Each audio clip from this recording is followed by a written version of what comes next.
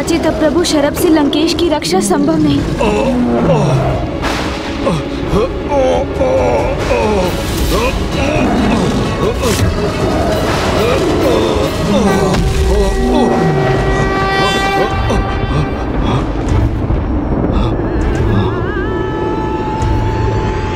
ये क्या? प्रभु का क्रोध शांत हो गया? क्या हुआ? प्रभु के अचानक इस प्रकार रुकने का क्या कारण है?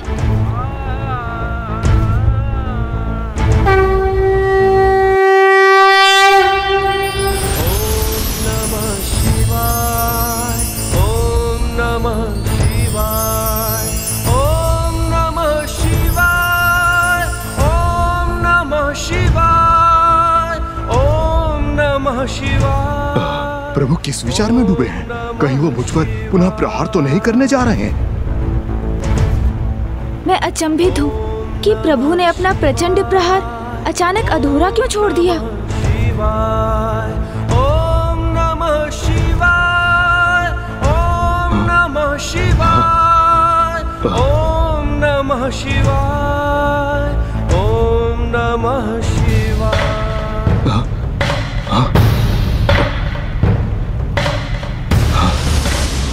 लंकेश रावण, अपने भाग्य को धन्यवाद दो कि तुम नर्मदा नदी के उसी तट पर मेरे सम्मुख आए हो, अन्यथा आज मेरे द्वारा तुम्हारी मृत्यु निश्चित थी। किंतु स्मरण रखना लंकेश कि पूर्व काल के संचित तुम्हारे जिन पुण्य कर्मों ने आज तुम्हारी रक्षा की है, जैसे जैसे उनका ह्रास होता जाएगा वैसे ही तुम्हारा अंत निकट आता जाएगा।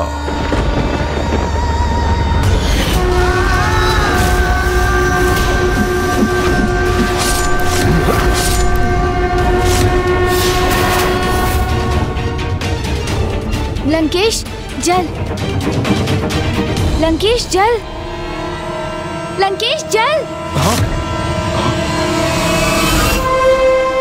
लंकेश आप अचानक चौंक क्यों गए? ये तो मात्र मैं ही हूँ, गणेश। आप जल ग्रहण करेंगे?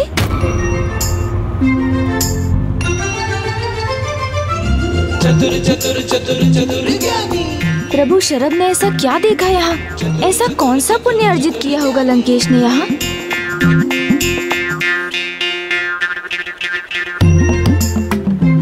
क्या हुआ गौरी पुत्र?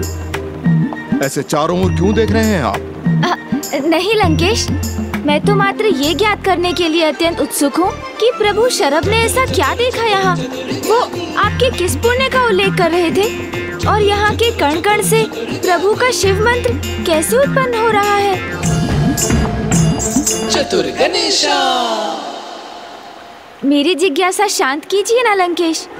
गौरी पुत्र, आपकी ये जिज्ञासा तो माँ नर्मदा नदी के तल में जाके ही शांत होगी। आप जो वहाँ पाएंगे वो देखकर आप चकित व आनंदित अवश्य हो जाएंगे। कहीं ऐसा तो नहीं कि लंकेश इतने भयभीत हो गए हैं कि अब मेरा उनके निकट रहना भी उन्हें स्वीकार नहीं, इसीलिए मुझे यहाँ से दूर भेज रहे हैं? गौरी पुत्र, अब आप किस विचार में डूब गए? माँ नर्मदा नदी के जल में एक बार प्रवेश करके तो देखिए, आपको ये स्वयं ज्ञात हो जाएगा कि प्रभु शरभ किस कारण से मुझे अर्थात प्रभु महादेव शिव शंकर शंभू के महानतम भक्त को क्षति पहुंचाने से क्यों रुक गए।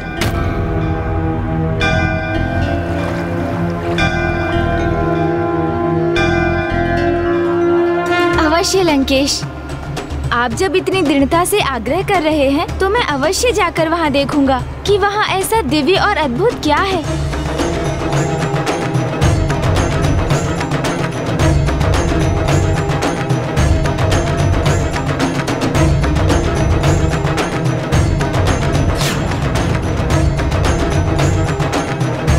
प्रणाम माँ नर्मदा।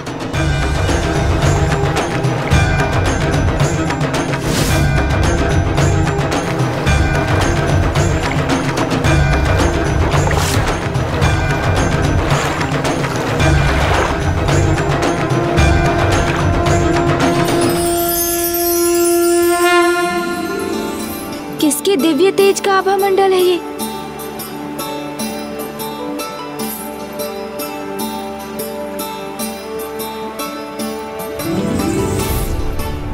कितना अद्भुत दृश्य है ये।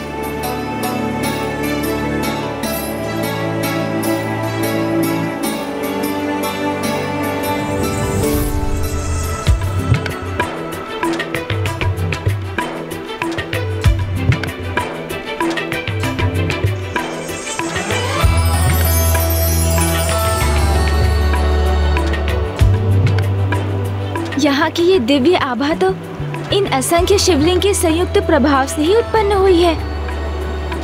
मैंने ऐसा अनूठा दृश्य तो कभी नहीं देखा। तो क्या इन सभी शिवलिंग को यहाँ पर लंकेश ने स्थापित किया है? ओम नमः शिवाय, ओम नमः शिवाय।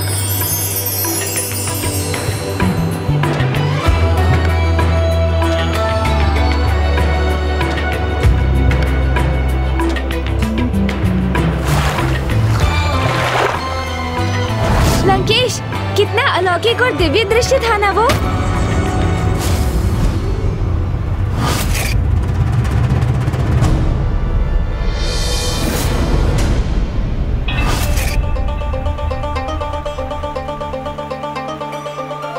लंकेश, कहाँ गए आप?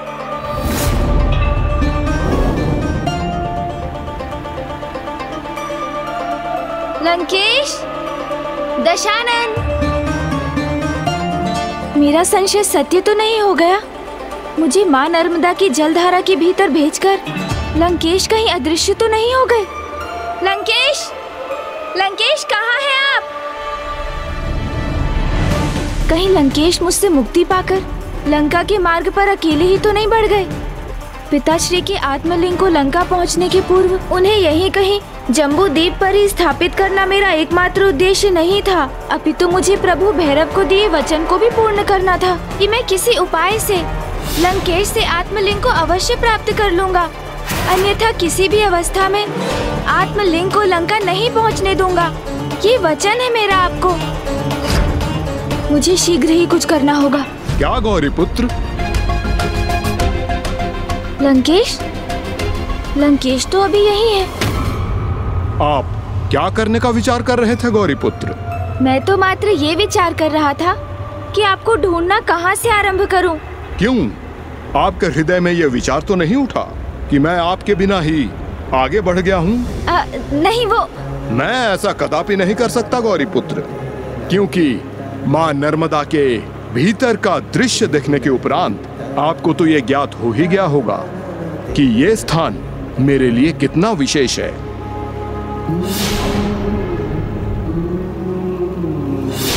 हाँ लंकेश, वो दृश्य तो सर्वथा अनूठा, दिव्य और आकर्षक था।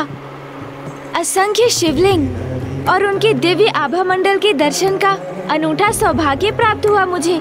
किंतु माँ नर्मदा नदी के तल पे असंख्य शिवलिंग कैसे स्थित हुए, यही जानना चाहते हैं ना आप गौरी पुत्र?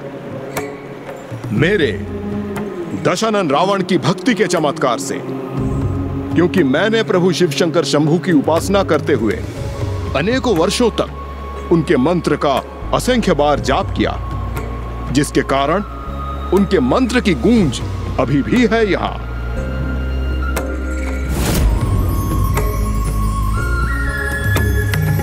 मैं यहाँ नियमित रूप से प्रतिदिन एक पार्थिव शिवलिंग का निर्माण करता था और इसी क्रम में असंख्य शिवलिंग की प्राण प्रतिष्ठा कर मैंने उन्हें मां नर्मदा के जल में विसर्जित किया। अर्थात लंकेश, इन असंख्य शिवलिंग की प्राण प्रतिष्ठा स्वयं आपके द्वारा ही हुई, इसलिए तो इन समस्त शिवलिंग का दिव्य तेज और उनका आभा मंडल अत्यंत दिव्य और मनमोहक है। इसी कारण कलयुग के समय काल में जब मनुष्यों में भक्ति और विश्वास की भावनाएं कम हो जाएंगी, तब केवल कुछ ही मनुष्यों को इस दिव्यता के दर्शन प्राप्त हो सकेंगे और अधिकतर मनुष्य उन्हें पहचानने में असमर्थ होकर उनको मात्र शिला ही मान बैठेंगे। लंकेश, इसलिए कलयुग काल में सभी मनुष्यों को सचेत रहना होगा, क्योंकि ईश्वर तो कण कण में व्याप्त है। जिस भक्ति का आप उल्लेख कर रहे हैं गौरीपुत्र, वो मैंने इसी तट पर रह के की थी, और यहाँ मैं अपनी भक्ति का, उन्हीं क्षणों का पुनः अनुभव करना चाहता हूँ। इसलिए मैंने यहीं निकट से ही पूजा सामग्री एकत्रित कर ली है। अब मुझे अपनी पूजा आरंभ करनी चाहिए। हाँ लंकेश, यहाँ का तो वातावरण भी इतना भक्तिमय है कि पूजा किए बिना यहाँ से जाने का तो प्रश्न ही नहीं उठता। मैं भी आपके साथ प्रभु का अभिषेक और उनकी पूजा कर लेता हूँ। आप प्रभु के आत्मलिंग को यहीं क्यों नहीं स्थापित कर देते, जहाँ आपने अन्य पार्थिव शिवलिंग का निर्माण किया था? आपका सुझाव सर्वथा उचित है गौरीपुत्र।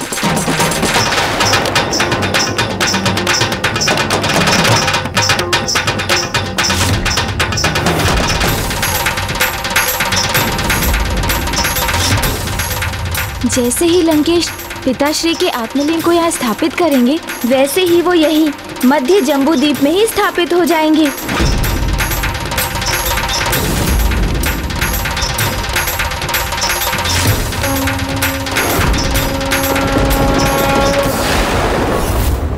स्मरण रखना, आज सूर्यास्त से पूर्व तुम्हारी इच्छा के अनुसार जहां मेरा आत्मलिंग थल का स्पर्श करेगा, वो सदा के लिए वही स्थापित हो जाएगा।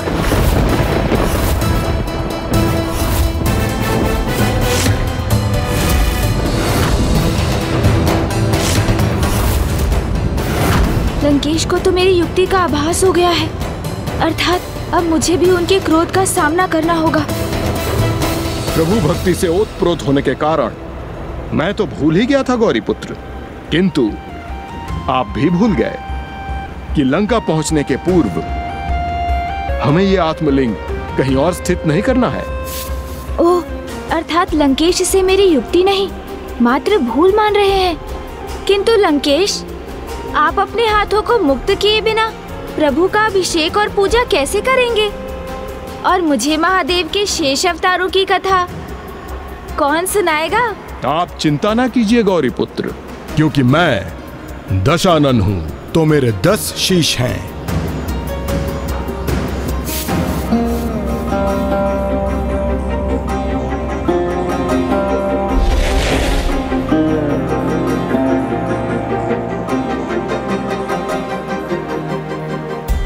गौरीपुत्र, इस प्रकार दशानन रावण प्रभु शिव शंकर शंभू के आत्मलिंग को अपने हाथों में स्थित कर उनकी पूजा एवं अभिषेक संपन्न कर लेगा, और मेरा एक शीश आपको शिव अवतारों की अगली कथा भी सुनाता रहेगा।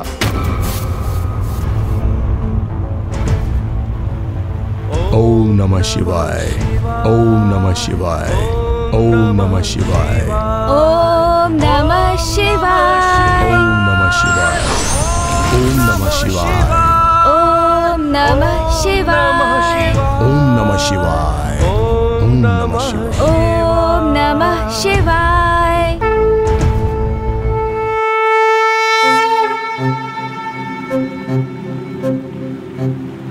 गौरीपुत्र, भक्ति सत्य हो तो भक्त को ईश्वर अवश्य प्राप्त होते हैं। उसी प्रकार यदि प्रेम सत्य हो तो प्रेम करने वालों को उसके प्रेम के पात्र का सानिध्य भी प्राप्त हो जाता है। और इसका साक्षात उदाहरण तो स्वयं महादेव ने प्रस्तुत किया था। स्वयं महादेव ने? प्रभु महादेव ने हमें सिखाया कि जो निष्ठा एवं संपूर्णता से समर्पित हो सकेगा, तभी वो भी उसके प्रेम का पात्र बन सकेगा। और प्रेम के संबंध तो तभी अपनी पूर्णता में स्थापित होता है जब वो पूर्ण निष्ठा, विश्वास और निस्वार्थ भाव से किया जाए। लंकेश, आप प्रभु के किस अवतार की कथा सुना रहे हैं? प्रभु शिव शंकर शंभू के ब्रह्मचारी अवतार की कथा।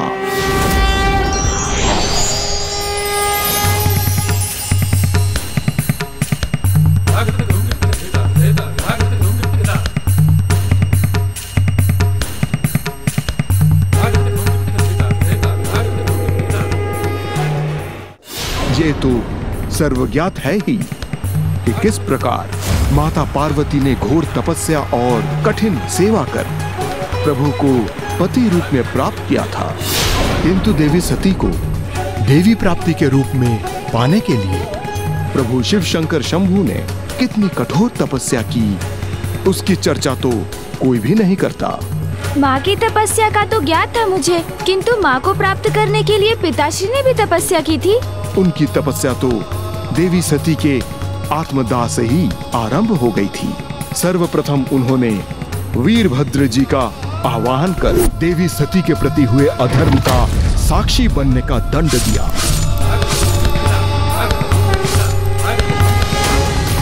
ये भी तो उनका तप ही था। फिर देवी सती के विरह की अपार वेदना को सहते हुए देवी सती की पार्थिव देह को अपने हाथों में लिए वो संपूर्ण सृष्टि में भटकते रहे। ये भी उनका तप ही था। फिर इस दुख के अतिरेक से प्रभावित होकर वो माता सती के पार्थिव देह को अपने हाथों में थामे दिव्य नृत्य करने लगे। ये भी उनका तप ही था।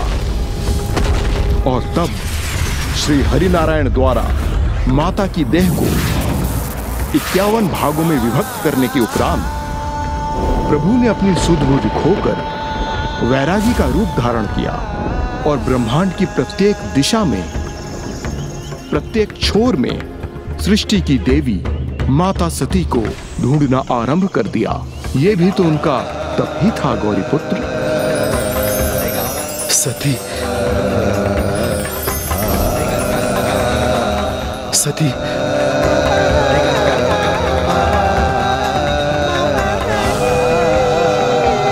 सती,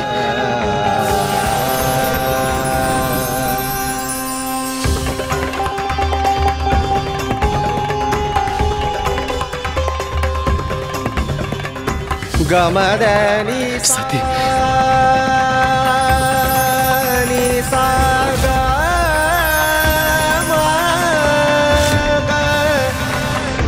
गरे साधनी सा गमदनी सा सती, सा सती, गरे साधनी सा। और इसी प्रकार सदियां बीत गई। भूमि, गगन, वायु, अनल एवं नीर मेरे प्रभु प्रकृति के हर कण में देवी सती को ढूंढते रहे, किंतु न देवी सती उन्हें मिली, न ही मेरे प्रभु का क्षोभ लेश मात्र भी कम हुआ। जब किसी अपने की छवि मन में बसी हो तो हर तत्व में उसके होने का आभास होता है। मेरे प्रभु के साथ भी तब ऐसा ही हो रहा था।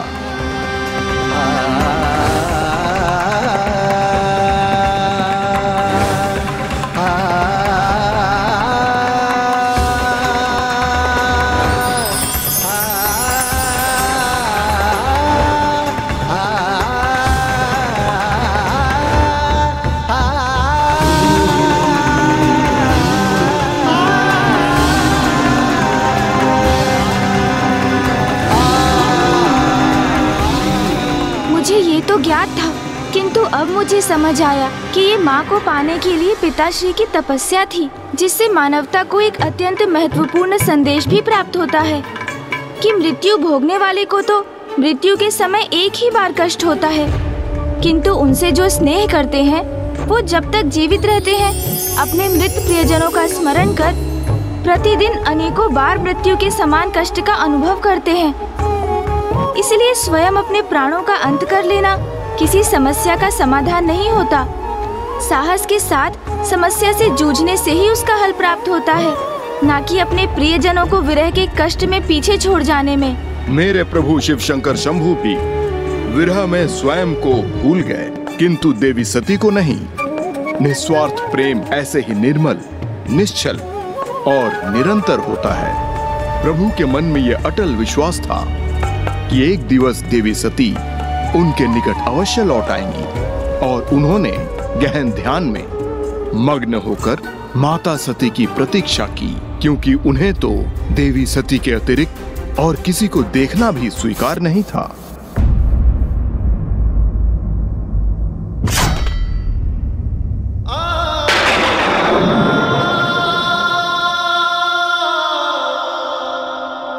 प्रभु, स्वामी,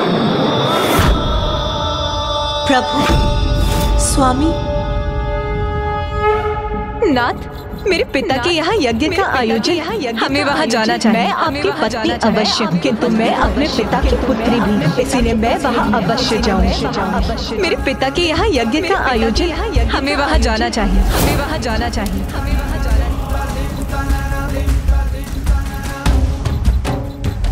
जितना अधिक प्रभु माता का स्मरण करते, उनकी पीड़ा उतनी ही बढ़ती जाती।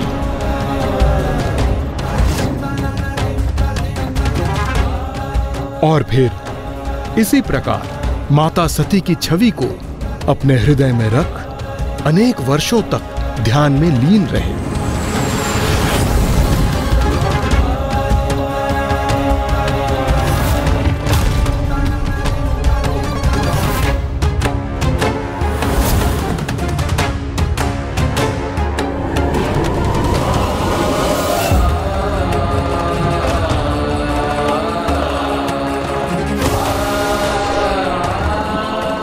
यह प्रभु महादेव के गहन ध्यान और उनकी पीड़ा का ही परिणाम था कि अंततः माता सती को देवी पार्वती के रूप में जन्म लेना ही पड़ा, जिसके परिणाम स्वरूप देवी सती ने पुनः देवी पार्वती के रूप में जन्म लिया।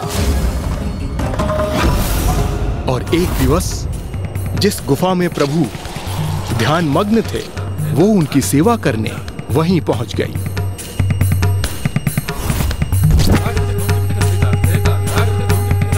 मुझे इस कथा का ये भाग भी ज्ञात है। माता ने पिताश्री की सेवा की, वो तो प्रभु के प्रति पूर्ण रूप से समर्पित थी, किंतु पिताश्री अपने वैरागी रूप में अपने निकट किसी की उपस्थिति से अनभिज्ञ थे।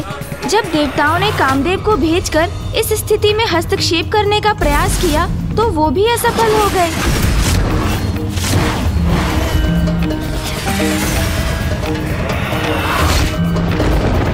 क्योंकि महादेव ने अपनी क्रोधाग्नि से उन्हें भस्म कर दिया और फिर अपने विचारों में डूबकर वे बिना माँ को देखे ही वहाँ से प्रस्थान कर गए।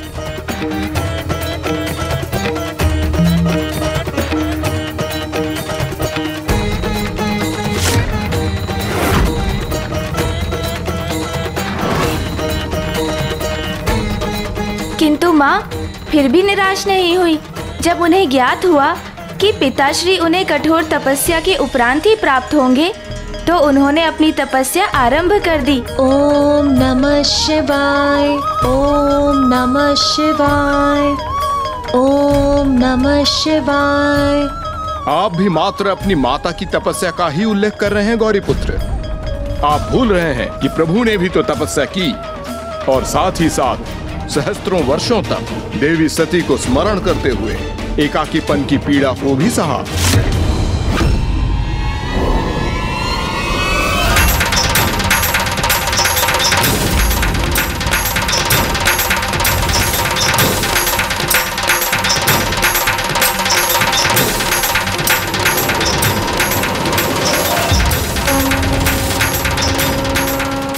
कुछ समय उपरांत जब प्रभु महादेव देवी सती की छवि का ही विचार करते हुए उनके ध्यान में लीन थे, तब माता पार्वती के मंद मंत्रों की ध्वनि उनके कानों में पड़ी और उन्हें माता सती के स्थान पर माता पार्वती की छवि दिखाई देनी आरंभ हो गई।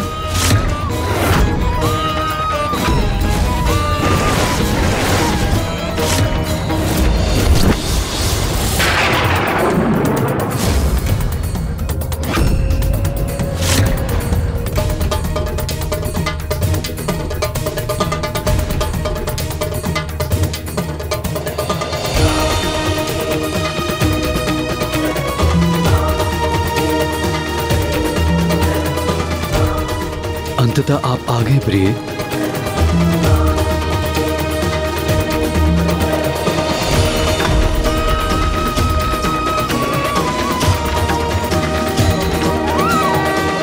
फिर भी प्रभु शिव शंकर शंभू ने इतनी सरलता से देवी ब्रह्मचारिणी को अपने दर्शन प्रदान नहीं किए। हाँ लंकेश, मुझे ज्ञात है, क्योंकि तभी पिताश्री ने भी माँ से भेंट कर उनकी परीक्षा लेने हेतु प्रभु ब्रह्मचारी का रूप धारण किया। किंतु उनका आशय उनके प्रति माँ के समर्पण एवं स्नेह का आकलन करना नहीं था। तो फिर आपके अनुसार प्रभु उनकी परीक्षा क्यों ले रहे थे गौरी पुत्र? वो तो संसार के समक्ष ये उदाहरण प्रस्तुत करना चाहते थे कि अटूट संबंध स्थापित करने हेतु दोनों को ही परीक्षाएं देनी होती हैं। प्रभु की परीक्षा तो उनके विरह ने ली थी और अब माँ को अपनी परीक्षा देने का समय था। ओम नमः शिवाय, ओम नमः शिवाय, ओम नमः शिवाय।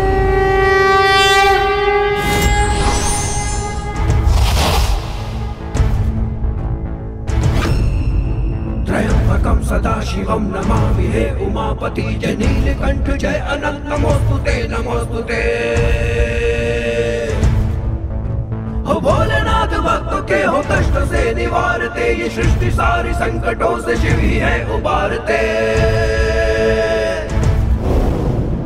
ओम नमः शिवाय, ओम नमः शिवाय, ओम नमः शिवाय, ओम नमः शिवाय, ओम नमः शिवाय, नमः शिवाय, ओम नमः शिवाय, ओम नमः शिवाय। तब माता की परीक्षा हेतु महादेव ने प्रभु ब्रह्मचारी रूप में स्वयं की निंदा कर माँ को उत्तेजित करने की चेष्टा की। उन महादेव से विवाह करना चाहती हैं आप, जिन्हें विवाह का अर्थ भी ज्ञात नहीं। आपका जन्म संभ्रांत वंश में हुआ।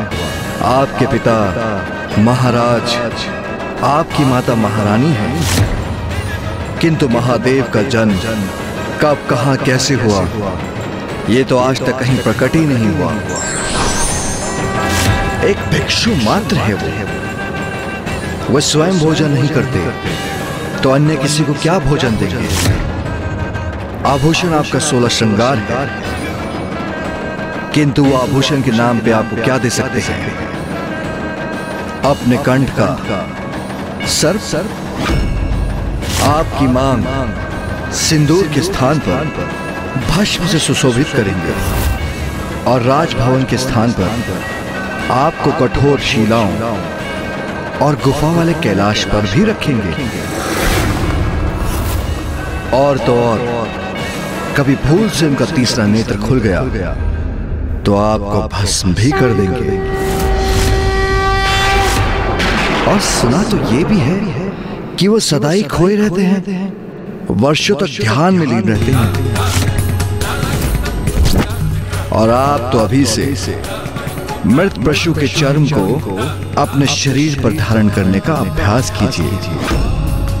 और धारण ना भी करें तो उनकी दुर्गंध सहने के लिए तैयार हो जाइए, क्योंकि आपके वो शिव उसे धारण करना नहीं छोड़ेंगे। महादेव के नाम का जाप कर इतनी कठोर तपस्या कर किस अवस्था में पहुंच गई हैं आप? जिन महादेव के विवाह के पूर्व ही आपकी ये दशा कर दी, वो विवाह के उपरांत आपको क्या सुख देंगे? आपको क्या सुख देंगे? आपको क्या सुख देंगे?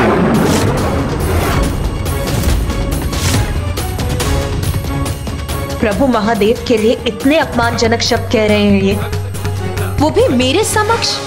इतना दुस्साहस इनका।